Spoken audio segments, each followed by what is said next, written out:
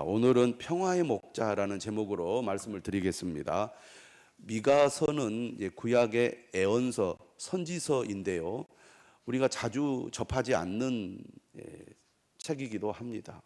우리가 매일 성경 미가서 말씀을 지금 12월 마지막 부분에서 함께 묵상을 하고 있는데, 미가서가 매우 중요한 책이라는 것을 꼭 말씀을 드리고 싶고, 오늘 본문은 특히 또 중요한 본문이라는 것을 여러분들에게 말씀을 드리고 싶습니다. 미가 선지자가 언제 활동을 했느냐? 미가 선지자와 동시대에 활동한 선지자가 있습니다. 누굴까요? 침묵할 줄 알았습니다. 자, 미가 선지자와 동시대에 활동한 선지자의 이름은 따라서 합시다. 이사야. 이사야 선지자입니다. 그러니까 주전 700년경, 예수 그리스도가 오시기 700년 전에 기록된 책이 바로 미가서, 또 그리고 이사야서입니다. 이 유다 사회가 불법과 부패로 치닫고 있던 아하스 왕 때 선지자로 부름을 받은 사람이 바로 미가입니다. 그런데 특별히 오늘 5장의 말씀이 중요한 이유가 어디에 있느냐? 이 5장 2절, 특별히 2절이라는 이 구절은 구약 전체에서 가장 유명한 메시아 애언 중에 하나이기 때문입니다. 예수 그리스도의 오심을 애언한 대표적인 구절이 바로 미가 5장 2절입니다. 우리가 미가 5장 2절을 한번 천천히 읽어보겠습니다. 시작. 베들레헴 에브라다야, 너는 유다 족속 중에 작을지라도 이스라엘을 다스릴 자가 내게서 내게로 나올 것이라. 그의 근본은 상고의 영혼에 있느니라. 여러분들이 마태복음을 열심히 읽어보셨다면 이 구절이 매우 익숙할 것입니다. 왜냐하면 마태복음 2장에 이 미가 5장 2절이 인용이 되고 있기 때문입니다. 재미있는 것은 1절과 2절이 극적인 대조를 이루고 있다는 것입니다. 1절을 보시면 이렇게 되어 있죠. 딸 군대여, 너는 때를 모을지어다. 그들이 우리를 애워쌌으니 막대기로 이스라엘 재판자의 뺨을 치리로다. 이 구절은 무엇을 지금 보여주고 있느냐면, 지금 이스라엘이 강대국에 의해 포위가 되어 있는 상태를 보여주고 있는 그림이라고 하겠습니다. 위기 상태에 있는 거죠. 다시 말하면 미가 선지자가 활동하던 시기에 북이스라엘은 아수르라는 강대국에 의해서 멸망을 당합니다. 남유다도 역시 아수르에 의해서 포위를 당해서 나라가 멸망하기 직전까지 이르게 되죠. 그런 상태에서 그들이 힘을 써서 강대국을 저지하고 막아보려고 하지만 실제로는 엄청난 이 치욕과 수치를 당하게 됩니다. 그게 1절에 이렇게 표현이 되었어요. 막대기로 이스라엘 재판자의 뺨을 치리로다. 왕이 여기서 이스라엘 재판자라는 것은 왕을 가리킵니다. 왕이 뺨을 맞는다는 것은 매우 수치스러운 일입니다. 그러니까 하나님께서 하나님의 백성들이 부패하고 불법을 행하니까 주변 강대국을 통해서 하나님의 백성들을 심판하시는데, 대표적으로 왕이 굴욕과 심판을 겪게 되는 것을 1절이 묘사를 하고 있는 겁니다. 그런데 2절은 정반대예요. 그 절망을 끝낼 진정한 왕이 나타날 것이다. 가장 어두운 시기에 희망을 말해주고 있는 본문이 오늘 우리가 읽은 2절의 말씀이라고 하겠습니다. 베들레헴 에브라다야. 베들레헴 에브라다야, 너는 유다 족속 중에 작을지라도 이스라엘을 다스릴 자가 네게서 내게로 나올 것이라. 그러니까 메시아가 다윗의 후손으로 오실 것이라는 것을 강조하는 이 표현이 베들레헴 에브라다야. 베들레헴 에브라다라는 것은 유다 지역에 있는 베들레헴을 가리킵니다. 그런데 이 베들레헴이 어떤 고을이냐? 오늘 2절에 이렇게 말합니다. 너는 유다 족속 중에 작을지라도. 매우 작은 고을이었습니다. 한마디로 말하면 군사적으로나 정치적으로 매우 작은 마을입니다. 다시 말하면 예루살렘과 비교해 보면 정말 보잘것없는 작은 마을인데, 이 작은 마을에서 누가 태어나게 된다는 것입니까? 메시아, 그리스도가 탄생한다는 것을 여기서 보여주고 있습니다. 화려한 중심지인 예루살렘이 아니라 가장 작고 겸손한 곳을 통해 하나님은 위대한 구원의 역사를 시작하신다. 하나님은 어떤 분이신가? 하나님은 크고 강하고 화려한 것들을 통해서 역사하시는 것이 아니라 오히려 작고 힘없고 이름 없는 그런 곳을 통해서, 또 그런 사람들을 통해서 역사하시는 것이죠. 여러분, 예수님이 오실 때 예루살렘에서 태어나지 않았습니다. 유명한 가문에서 난 것도 아닙니다. 예수님은 나사렛 사람이죠. 갈릴리 출신입니다. 어떻게 보면 이름 없는 무명의 사람에 불과합니다. 그런 지역에서 예수님이 소리 소문도 없이 어떻게 보면 조용히 낮고 천한 곳에서 태어나지 않습니까? 하나님은 이처럼 작고 힘없는 사람이나 그런 곳을 통해서 구원의 역사를 이루신다는 것입니다. 오늘도 마찬가지죠. 오늘도 하나님은 어떤 사람들을 통해서 역사하시고 일하시느냐? 크고 강한 사람을 통해서 일하시는 것이 아니라 작고 약한 사람들을 통해서 하나님의 뜻을 나타내시고 하나님의 뜻을 이루어 가신다는 것, 그것을 우리가 기억할 필요가 있습니다. 베들레헴 에브라다야, 너는 유다 족속 중에 작을지라도 이스라엘을 다스릴 자가 네게서 내게로 나올 것이라. 여기서 내게로 나온다는 말은 하나님을 위하여라는 뜻을 가지고 있습니다. 그래서 다른 번역을 보면 나를 위하여 나올 것이다, 이렇게 번역을 하고 있는데요. 그러니까 이 메시아는 하나님의 뜻과 통치를 대행할 분으로 이 땅에 온다는 얘기죠. 그런데 이 메시아가 그 기원이 어디에 있느냐? 2절 끝에 이렇게 되어 있습니다. 그의 근본은 상고의 영혼에 있느니라. 상고에라는 말은 태초 전부터라는 뜻이고 영원 전부터 존재했다, 그런 얘기죠. 그러니까 앞으로 미래에 이스라엘에 오실 메시아는 태초 전부터 존재했던 분이라는 것을 의미합니다. 우리가 신약 성경에 보면 사람들이 예수님에 대해서 물어볼 때 네가 아브라함을 아느냐, 아브라함보다 더 나이가 많으냐라고 물어봤을 때 예수님이 뭐라고 대답합니까? 나는 아브라함이 있기 전부터 존재했다, 이렇게 말씀하시면서 예수님은 태초부터 하나님과 함께 계신 분이라고 말씀하는 것을 우리는 요한복음에서 알 수가 있습니다. 오늘 이 2절은 예수님이 어디에서 탄생하실 것이고 또 그가 언제부터 존재했는지를 분명하게 보여주는 하나님의 예언이라고 할 수 있겠습니다.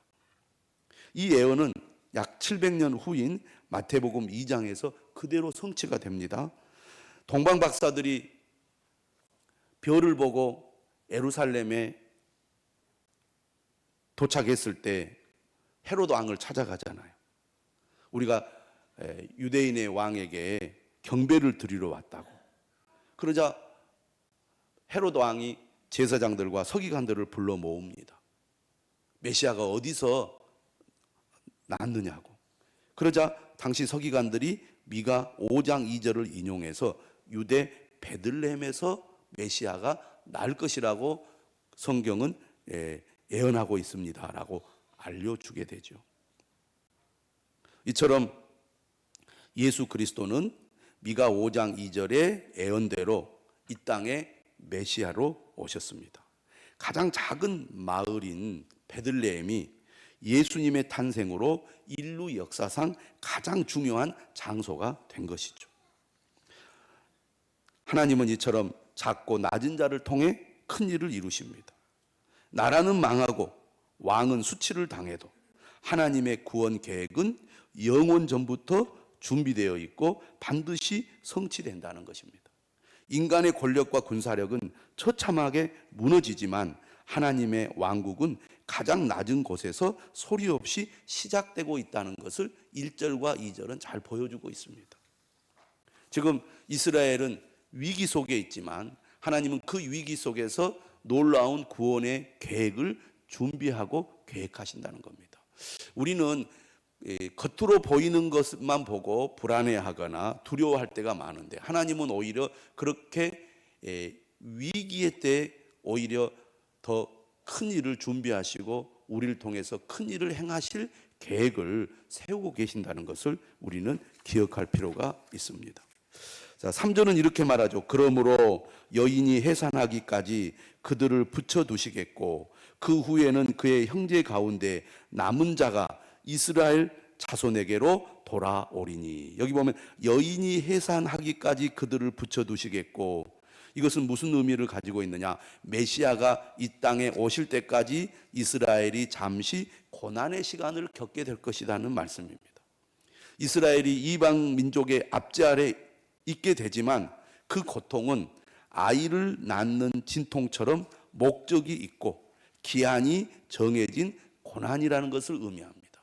여러분, 여인이 임신을 하게 되고 그리고 해산하기까지 그 해산 직전에 고통을 겪지 않습니까? 그러나 해산할 여인이 진통을 한다는 것은 얼마 있지 않아서 낳게 된다는 것을 의미하고, 또 진통을 한다는 것은 아이를 낳을 때가 되었고 아이를 낳기 위한 것이라는 것을 우리가 알듯이 이스라엘 백성들이 지금 겪는 이 고난은 마치 여인이 해산하기 위해서 진통을 겪는 것과 같은 그런 때라고 오늘 3절은 우리에게 말하고 있습니다. 그때까지 그들을 붙여두시겠다. 그 말은 하나님께서 이스라엘을 대적들의 손에 잠시 맡겨두시겠다, 그런 뜻입니다. 왜 하나님께서 이스라엘을 대적들의 손에 잠시 맡겨두셨습니까? 이스라엘의 불순종에 대한 징계가 첫 번째 이유입니다. 왜 이스라엘 백성들이 고난을 겪습니까? 하나님의 말씀을 듣지 않고 그들이 불순종했기 때문입니다. 그런데 또 한 가지 하나님의 목적은 이것입니다. 동시에 메시아를 간절히 기다리게 만드는 준비 과정이기도 합니다. 그러니까 고난의 때 하나님의 백성들은 더더욱 하나님의 구원을 바라보고 소망을 하게 되는 것이죠.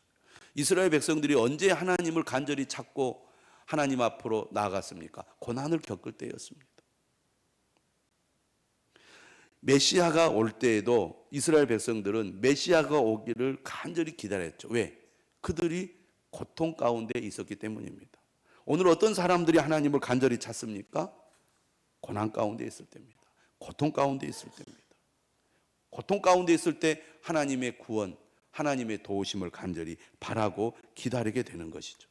하나님께서는 이처럼 여인이 해산하기까지 그들을 붙여두시겠다, 이렇게 말씀하고 있고, 그 후에, 다시 말하면 여인이 해산한 후에, 다시 말하면 메시아가 이 땅에 온 이후에를 가리킵니다. 그때 그의 형제 가운데 남은 자가 이스라엘 자손에게로 돌아오리니. 이것은 우리가 두 가지 의미로 해석을 할 수 있습니다. 우리가 성경의 예언은 이중적인 의미를 가지고 있는데요. 첫 번째는 가까운 미래에 대한 예언이 있고, 두 번째는 먼 미래에 대한 예언이 있습니다. 가까운 미래에 대한 예언은 하나님의 백성들이 하나님의 징계를 받아 포로로 잡혀가 고난을 겪게 되지만 때가 되어 하나님이 그들을 다시 고국으로 돌아오게 한다는 말씀입니다.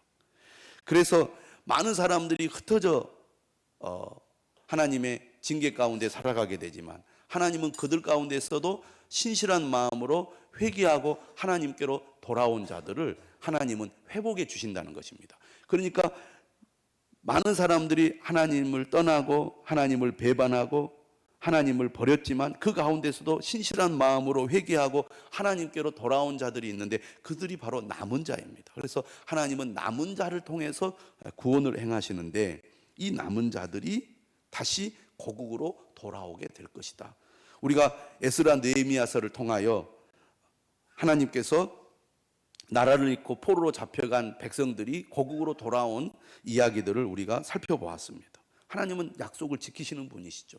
반드시 말씀대로 이루시는 분 아닙니까? 그래서 남은 자가 이스라엘 자손에게로 돌아옵니다. 근데 실제로 그렇게 된 것이죠.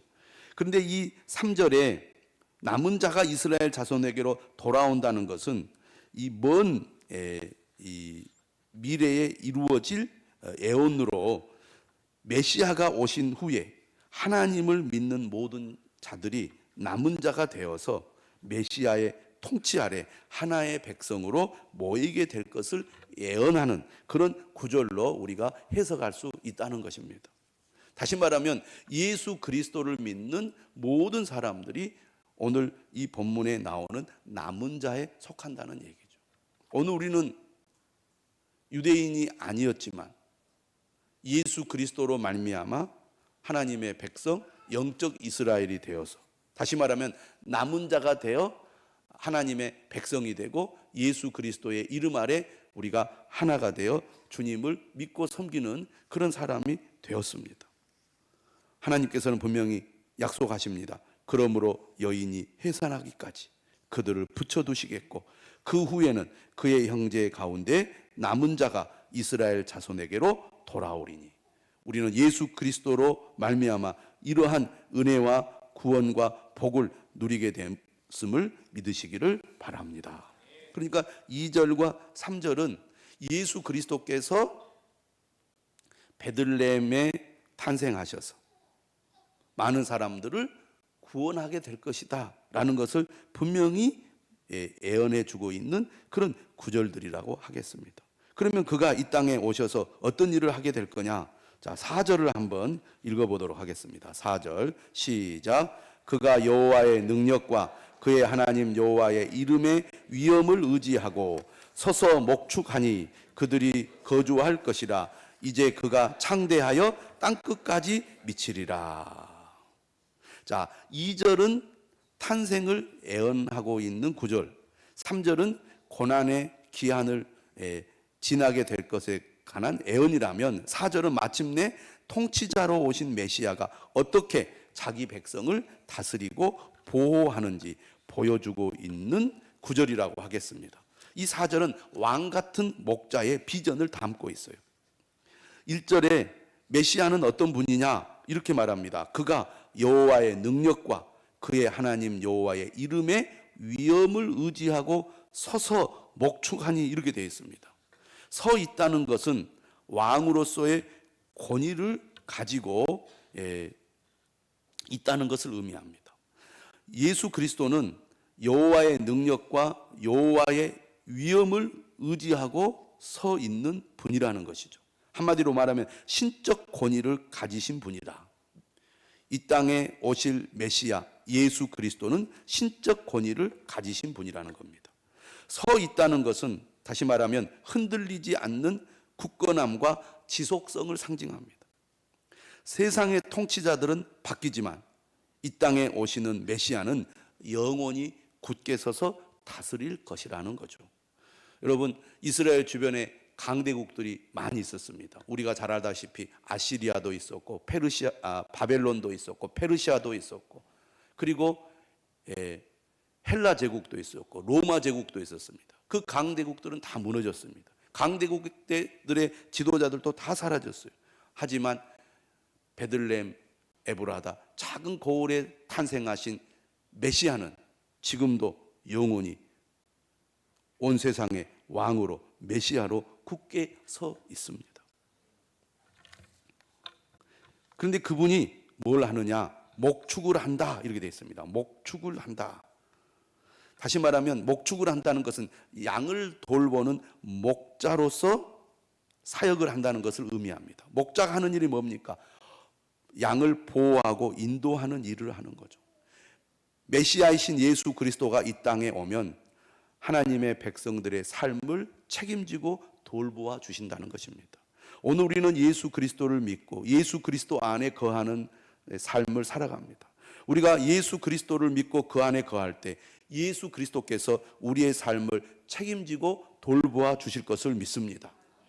우리는 살아가면서 어렵고 힘든 일들을 많이 만나지만 목자 되신 예수 그리스도께서 우리와 함께 하시고 우리를 돌보시기 때문에 우리는 안전합니다. 우리는 평안합니다. 앞으로도 그렇게 될 것을 믿습니다 하는 믿음을 가지고 있습니다. 우리가 지난 한 해 동안 여러 가지 많은 일들이 있었지만 여기까지 온 것은 목자 되신 그리스도께서 우리와 함께 하시고 우리를 돌보아 주셨기 때문임을 믿습니다.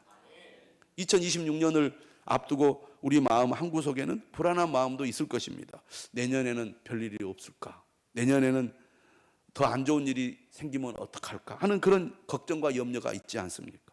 그러나 목자 되신 그리스도께서 우리와 함께 하시고 우리를 돌보아 주시며 책임져 주실 것을 믿으시기를 바랍니다. 목자는 적들의 위협에 쫓겨다니지 않도록 안전하고 평안한 삶을 살게끔 보호해주는 역할을 합니다. 그래서 그들이 거주할 것이라. 낮에 양들이 이 들에서 꼴을 먹다가 밤이 되면 들에 있는 이 우리 안에 머무르게 되잖아요. 그 우리를 누가 지킵니까? 목자가 지킵니다. 마찬가지로 예수 그리스도는 적들의 위협에 쫓겨다니지 않도록 우리를 안전하고 평안하게 보호해 주실 것을 믿으시기를 바랍니다. 우리의 목자 되신 예수 그리스도. 예수님께서 요한복음 10장에서 뭐라고 말씀하셨습니까? 나는 선한 목자라고 그랬습니다. 선한 목자로서 양들을 위하여 목숨을 버린다고 말씀하셨죠. 오늘 이 미가 5장 4절의 말씀이 요한복음 10장에서 성취되었습니다. 그런데 그분이 하시는 일이 어떻게 된다고 4절 끝에 말합니까? 이제 그가 창대하여 땅끝까지 미치리라. 메시아 왕국의 범위와 영향력이 전 세계로 확장될 것이라는 것이죠. 예수님이 이 땅에 오셔서 제자들을 부르시고 뭐라고 말씀하셨습니까? 너희들이 모든 민족을 제자로 삼으라 이렇게 말씀하셨고 그 명령에 순종하여 제자들이 복음을 전함으로 오늘 온 세상이 예수 그리스도를 믿는 수많은 사람들로 가득 차 있는 것입니다. 하나님은 이처럼 이 땅에 메시아를 보내서 그를 통해서 온 세상을 구원하십니다. 5절은 이렇게 말하죠. 5절 한번 보겠습니다. 이 사람은 평강이 될 것이라. 아수르 사람이 우리 땅에 들어와서 우리 궁들을 밟을 때에는 우리가 7 목자와 8 군왕을 일으켜 그를 치리니 그들이 칼로 아수르 땅을 황폐하게 하며 니므롯 땅 어귀를 황폐하게 하리라. 아수르 사람이 우리 땅에 들어와서 우리 지경을 밟을 때에는 그가 우리를 그에게서 건져내리라. 메시아가 이 땅에 와서 통치함으로 완전한 평화가 임하고 대적들을 물리쳐 승리를 거두게 될 것을 말하고 있는 구절입니다. 이 사람은 평강이 될 것이라. 여기서 평강이라는 말은 샬롬, 평화라는 말입니다. 예수 그리스도는 평화를 가져오신 분이죠. 그리고 평화 그 자체입니다. 에베소서 2장 14절은 예수님을 가리켜 뭐라고 말씀합니까? 그는 우리의 화평이신지라 이렇게 말합니다. 우리는 하나님과의 관계 회복을 통하여 근본적인 평화를 우리는 얻었고 이 땅에서도 예수 그리스도로 말미암아 우리는 평화를 누리게 될 것입니다. 5절은 이렇게 말하죠. 아수르 사람이 우리 땅에 들어와서 우리 궁을 밟을 때에는 아수르는 미가 선지자가 활동하던 당시에 북이스라엘과 남유다를 위협하던 강대국이었습니다. 이 아수르에 의해서 북이스라엘이 멸망을 당하고 남유다도 멸망 직전에까지 이르게 되죠. 그래서 우리 궁을 밟는다는 것은 국가 존립이 위태로운 그 위기 상황에 처하는 것을 말합니다. 예수 그리스도가 이 땅에 오신 이후에 여전히 우리의 삶에는 이 앗수르 같은 악의 세력과 세상의 권세로 말미암아 위협을 당하고 어려움을 겪을 수 있다는 얘기입니다. 그러나 그러한 시대, 그러한 사람들로 말미암아 우리가 위협을 당하고 위기를 만나지만 메시아는 그런 가운데서 우리에게 진정한 평화를 주실 뿐만 아니라 이 악한 세력을 주님께서 물리쳐 주실 것이라고 말씀하고 있습니다. 일곱 목자와 여덟 군왕이라는 말은 일곱은 완전수를 가리킵니다. 여덟은 이 일곱에 일을 더한 숫자로서 풍부함과 넘치는 상태를 의미한다고 하겠습니다. 메시아가 대적을 물리치기 위해 필요한 모든 자원과 지도자를 충분히 완벽하게 준비시킬 것이라는 말씀입니다. 다시 말하면 메시아가 세우신 일꾼들을 통해 자기 백성을 보호하고 승리하게 하신다는 말씀입니다. 오늘 우리는 예수 그리스도가 이 땅에 오심으로 교회가 탄생하고 교회를 통해서 많은 사람들을 믿게 할 뿐만 아니라 이 세상의 수많은 악으로부터 성도들을 보호하는 역할을 하게 하십니다. 그게 교회가 하는 일이고 예수 그리스도를 믿는 성도들이 하는 일입니다. 평양의 왕이신 메시아가 우리와 함께 하시기에 어떤 강력한 대적이 몰려와도 우리는 결코 패배하지 않는다는 말씀입니다. 여러분, 우리 삶에 앗수르와 같은 큰 시련이 닥쳐올 수 있습니다. 하지만 일곱 목자와 여덟 군왕과 같은 돕는 손길과 능력을 메시아가 완벽하게 예비하신다는 사실을 기억하시기를 바랍니다. 우리는 예수 그리스도를 통해서 구원을 받았고 예수 그리스도를 통해서 몸된 교회의 구성원이 되었습니다.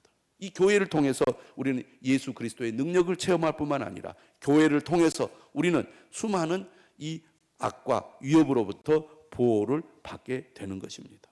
예수 그리스도가 우리의 진정한 평화가 되심을 믿으시기를 바랍니다. 그분이 우리 안에 함께 계셔서 우리를 도우시고 우리를 인도하시고 우리를 다스리심으로 우리는 평화를 누리게 될 것입니다.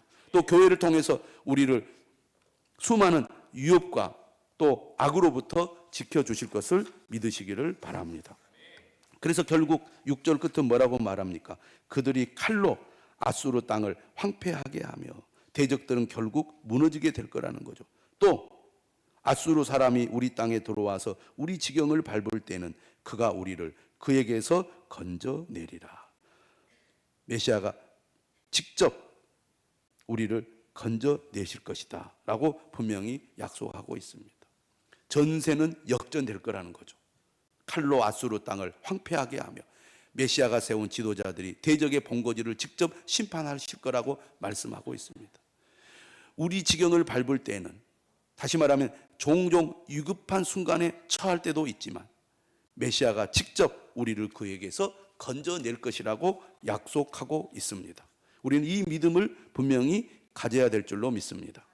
메시아가 이 땅에 오실 것을 예언하고 있는 이 미가 5장의 말씀은 우리에게 큰 위로를 줍니다. 그는 우리에게 목자가 되셔서 우리를 돌보아 주실 것이라고 약속하고 있습니다. 그는 평강이 되셔서 우리에게 진정한 평화를 주실 거라고 약속하고 있습니다. 때로는 우리의 삶에 위기가 닥칠 수 있지만 주님이 친히 우리를 건져내실 거라고 약속하고 있습니다. 우리는 이 약속의 말씀을 굳게 믿고 예수 그리스도를 바라보고 의지하고 마음에 모시고 그와 함께 살아가는 우리 모든 성도들이 될 수 있기를 주님의 이름으로 축원합니다.